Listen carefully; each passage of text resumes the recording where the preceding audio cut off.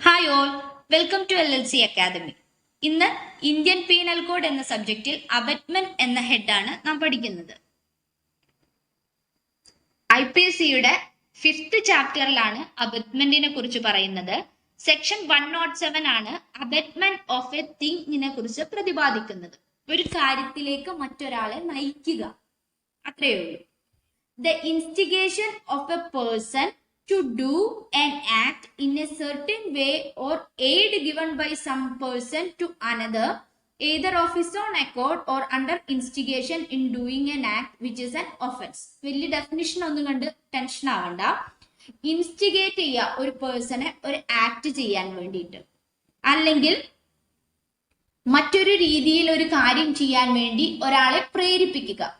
ആ പ്രേരണ തന്നെ ഒഫൻസ് ആണ്, പണിഷബിൾ ബൈ ലോ ആണെന്നാണ് പറയുന്നത്.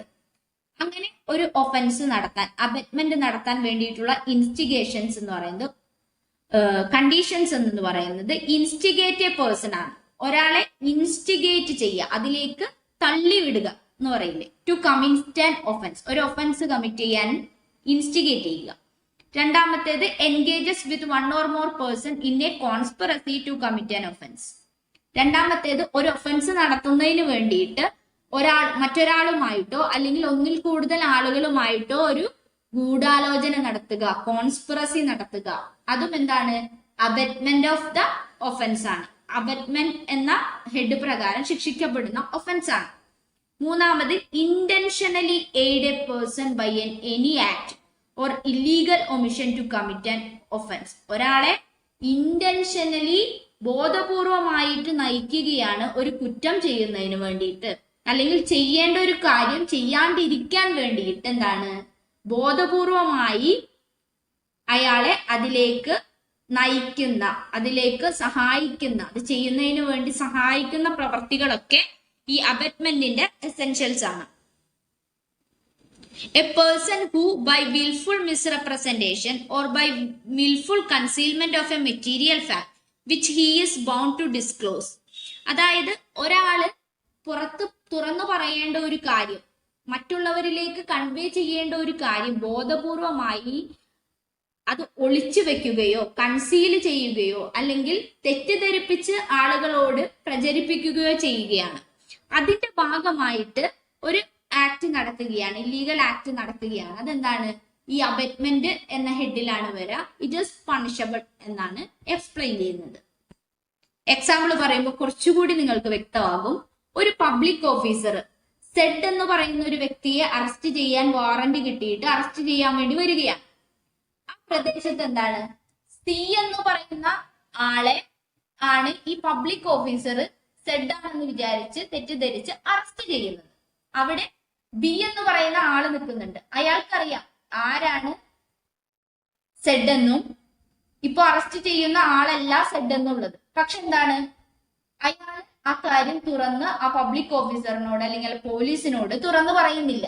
അപ്പോ തുറന്നു പറയാത്തതിന്റെ ഭാഗമായിട്ട് ഈ പോലീസ് ഓഫീസർ തെറ്റിദ്ധരിച്ച് സെഡ് ആണെന്ന് കരുതി സിയെ അറസ്റ്റ് ചെയ്യുകയാണ്. അവിടെ ആ തുറന്നു പറയാത്തത് ബി നടത്തിയിട്ടുള്ള ഒരു അബറ്റ്മെന്റ് ഓഫ് എ തിങ് ആണ്. അതിന് he is punishable under law. ഇനി മറ്റൊരു തരത്തിലുള്ള അബറ്റ്മെന്റ് ആണ് അബറ്റ്മെന്റ് ബൈ ഇൻസ്റ്റിഗേഷൻ. ഒരാളെ ഇൻസ്റ്റിഗേറ്റ് ചെയ്യുക, പ്രൊവോക്ക് ചെയ്യുക. To do an prohibited act is instigation. ഒരു പ്രൊഹിബിറ്റഡ് ആയിട്ടുള്ള ആക്ട് ചെയ്യാൻ വേണ്ടി ഒരാളെ പ്രൊവോക്ക് ചെയ്യുക. ഒരു കേസിലോ പറയാം, എക്സാമ്പിൾ ആയിട്ട് queen versus Mohit.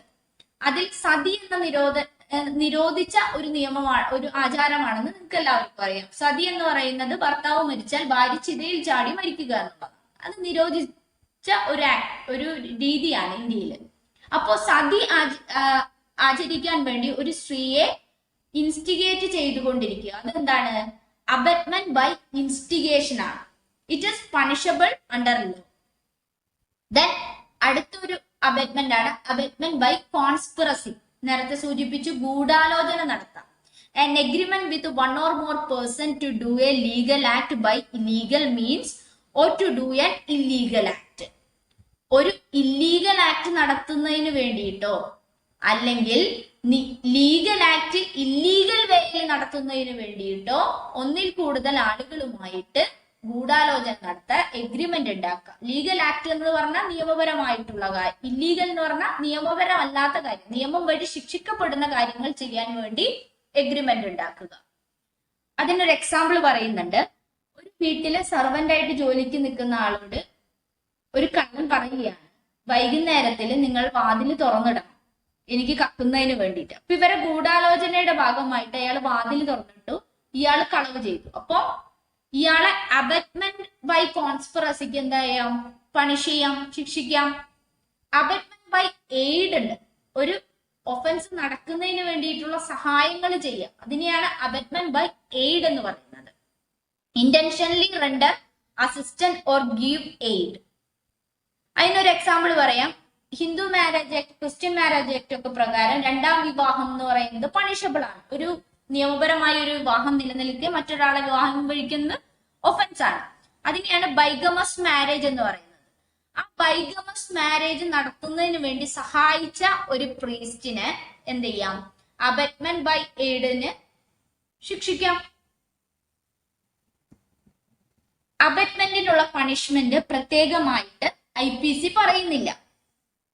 Punished with the punishment provide for the എന്ത് ഒഫൻസിന് വേണ്ടിയാണോ അബറ്റ് ചെയ്തത്, ഏതൊരു ഒഫൻസ് നടത്താൻ വേണ്ടിയാണോ അതിലേക്ക് പ്രേരിപ്പിച്ചത്, ആ ഒഫൻസിന് എന്ത് ശിക്ഷ കിട്ടും അത്ര തന്നെ ശിക്ഷ അബറ്റ്മെന്റിനും കിട്ടും. അതായത് ഒരാളുടെ കൊലപാതകം നടത്തുന്നതിന് വേണ്ടിയിട്ട് ഗൂഢാലോചനയിൽ ഏർപ്പെടുകയോ മറ്റൊരാളെ പ്രേരിപ്പിക്കുകയോ ഒക്കെ ചെയ്താൽ ആ കൊലപാതകം ചെയ്ത ആൾക്ക് എന്ത് ശിക്ഷയാണോ കൊടുക്കുക അതേ ശിക്ഷ തന്നെ ആർക്കും കിട്ടും, അബറ്റ് ചെയ്ത അബറ്റർക്കും കിട്ടും എന്നാണ് IPC പറഞ്ഞു വെക്കുന്നത്. ഇത്രയും കാര്യങ്ങളാണ് അബറ്റ്മെന്റ് എന്ന പോർഷനിൽ നോക്കി പോകേണ്ടത്. താങ്ക്സ്.